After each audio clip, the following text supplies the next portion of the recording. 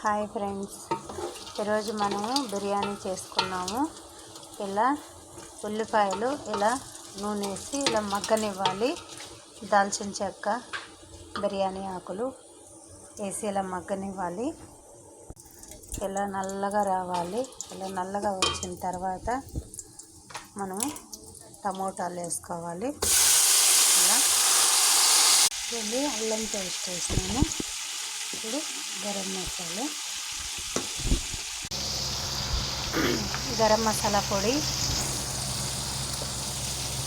ఇది మనం మిరియాల పొడి మ్యాజీ ఇలా వేసుకోవాలి. చూడండి, ఇలా కొంచెం వేసాను నేను మ్యాజీ. చూడండి ఇలా చేసుకోవాలి. ఉల్లిపాయలు అలా నల్లగా రావాలి.